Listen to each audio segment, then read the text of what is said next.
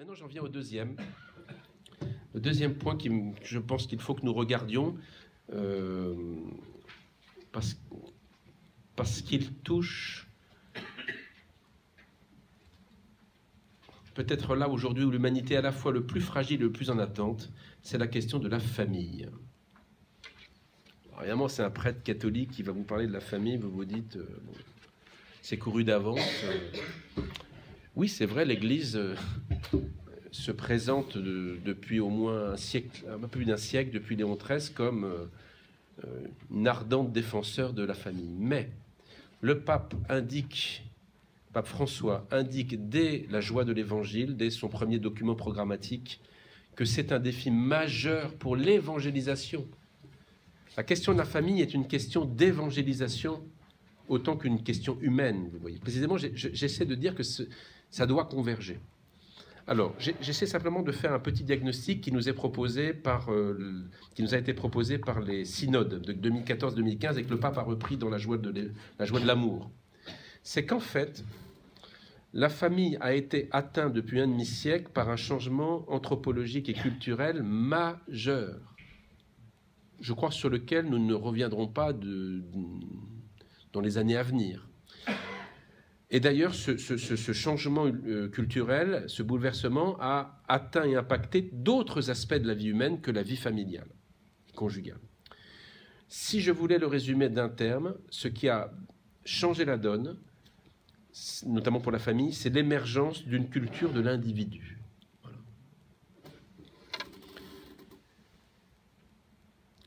Et en un sens, et c'est là où... Oui, en un sens, la culture de l'individu est d'abord une bonne nouvelle.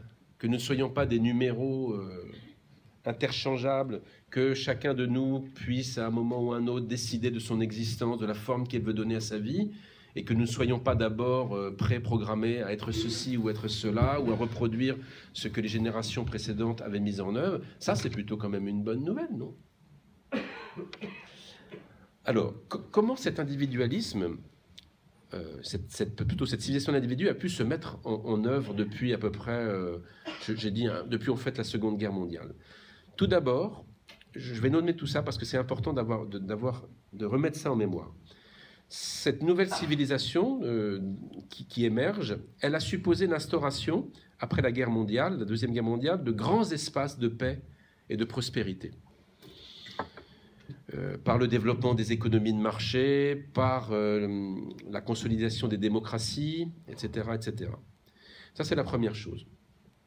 L'Europe en est bien sûr l'exemple majeur, aidé par les États-Unis d'Amérique, quelles qu'aient été les intentions de ceux qui ont fait le plan Marshall, etc.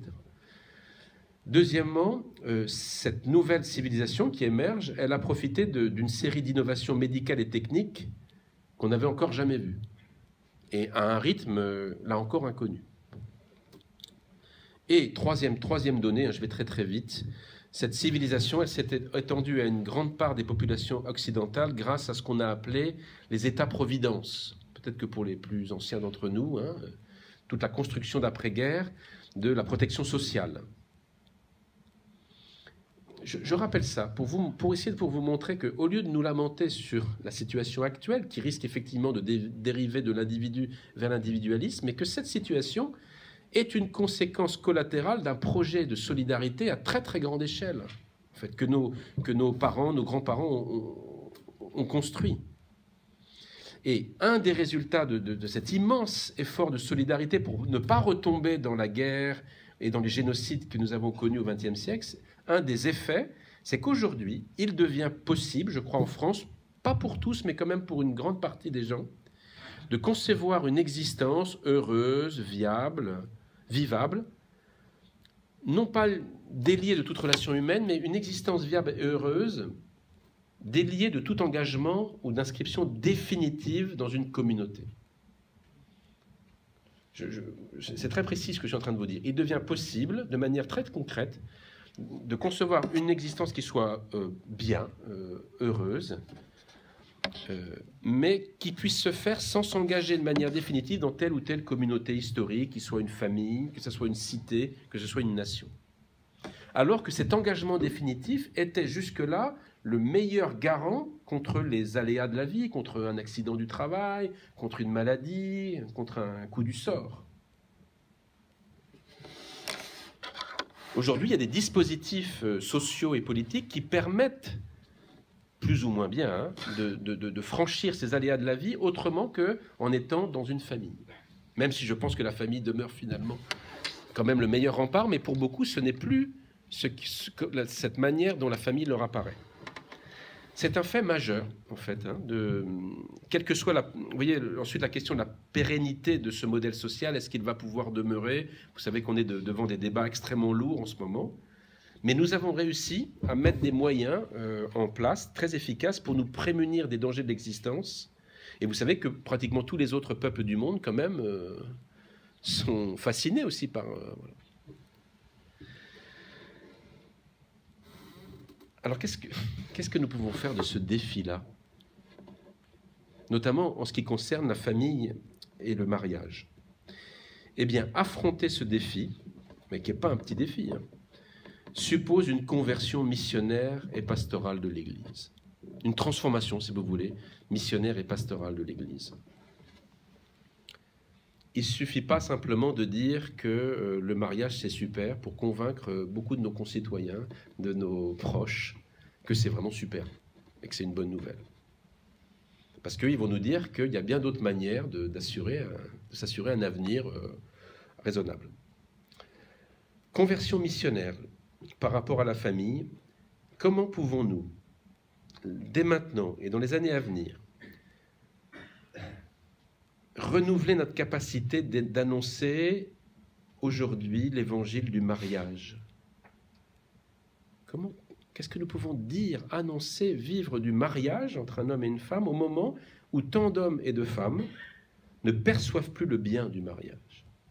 Peut-être qu'il y a dans cette salle des grands-parents dont les petits-enfants ne sont pas mariés alors qu'ils seraient en âge de le faire. Qu'est-ce qui s'est passé? Pourquoi? Qu'est-ce que nous pouvons leur dire, leur témoigner, leur donner? Ou bien il y a des hommes et des femmes qui perçoivent que le mariage est un bien, une bonne chose, mais ils ne s'en sentent pas la force.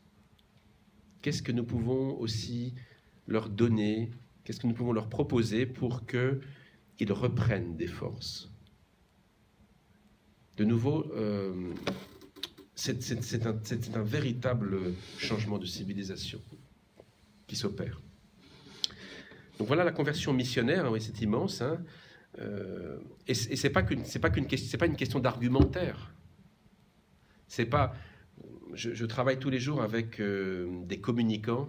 Parfois ils me fatiguent, pour être honnête. Pardon, il doit y en avoir dans la salle, parce qu'ils sont toujours en train de me dire, mais c'est quoi les éléments de langage pour vendre tel ou tel colloque ou telle opération que nous voulons faire et on veut avoir un public. C'est quoi les éléments de langage? Et puis je dis à un moment, mais vous savez, les éléments de langage, peut-être pour attirer quelqu'un dans un amphithéâtre pendant 3 heures. Voilà. Mais alors, dites donc, un élément de langage pour qu'il puisse percevoir de l'intérieur qu'avec sa compagne ou son compagnon, il est bon maintenant de franchir une étape et de s'offrir totalement l'un à l'autre pour toujours. C'est pas qu'une question d'argumentation qui est derrière tout ça. Le cœur doit être réconforté, consolé. Quel paraclèse nous allons, vous voyez, quel esprit paraclet allons-nous pouvoir répandre sur eux pour qu'ils se sentent la force de faire ce progrès dans l'amour. C'est un progrès dans l'amour. Ben, je vous souhaite bon courage parce que c'est c'est un super défi, ça. Alors, si vous commencez à leur dire ah, mais vous savez, le concubinage, c'est pas ce que la théologie morale de l'Église vous enseigne, vous êtes en état de péché mortel, peut-être pas la meilleure manière de... Vous savez, le pape François, dans La joie de l'amour, il dit nous devrions faire une autocritique pastorale de ce que nous avons fait. Nous avons été plutôt dans une pastorale défensive. Mais le problème, c'est très facile. Il dit, ok, on peut toujours dénoncer les maux de la société, et il y en a, et nous en sommes complices en plus. Mais c'est facile de dénoncer, c'est plus difficile d'annoncer la bonne nouvelle. Et Et c'est une conversion de pouvoir trouver chez ses concubins, chez ses jeunes, qu'est-ce que le Seigneur déjà travaille dans leur cœur et leur donne comme force pour qu'ils puissent faire le pas de progression pour aujourd'hui, et puis peut-être un jour, effectivement, entrer dans la folie du mariage. Et puis il y a une conversion pastorale que je pense vous voyez bien, qui est la suivante, c'est que puisqu'il y a ces bouleversements majeurs qui ne sont pas que liés au péché de l'homme, donc j'essaie de vous dire que ce sont des transformations de la société dues à notre histoire au moins du XXe siècle. Cette conversion pastorale, nous dit le pape, consiste à mettre l'Église en état d'accompagner toutes les familles, quelles qu'elles soient, quelle que soit leur configuration plus ou moins baroque à nos yeux. Comment nous allons faire pour qu'ils se sentent aimés d'un amour inconditionnel et qu'ils puissent trouver, par ce compagnonnage avec l'Église de Dieu, les lumières et les forces dont ils ont besoin pour répondre à l'appel. Je ne vous dis pas le travail. Et je pense que, vous voyez, j'avais partagé avec les prêtres du diocèse, moi, c'est ma lecture, hein, on peut ensuite en avoir bien d'autres, que je trouvais qu'il y avait deux grands chantiers aujourd'hui qu'on pouvait mettre en œuvre pour cette conversion missionnaire et pastorale, pour accueillir les familles telles qu'elles sont aujourd'hui et leur annoncer l'évangile du Christ. C'était la préparation au mariage, voilà, qui très souvent, dans certains endroits, n'a pas beaucoup évolué depuis 50 ans. Or, ce n'était pas la même. Vous voyez, s'il y a une nouvelle évangélisation, c'est pas qu'on change d'évangile, etc. C'est que la société a changé. C'est ce que disait l'évêque. Le monde a changé, quoi. La préparation au mariage, à mon avis, doit faire l'objet d'un soin tout à fait particulier, peut-être de reprise. Voilà. Et puis l'accompagnement de ces situations de fragilité que nous appelions à une époque irrégulière. Alors, mettez tous les guillemets autour. Et on les appelle aussi en théologie morale les situations objectives de péché. Mais cette qualification-là, qui est légitime et juste, hein, je suis un professeur de morale, donc je ne vais pas saboter la doctrine, mais elles ne disent pas tout de la situation des personnes devant Dieu et même devant l'Église.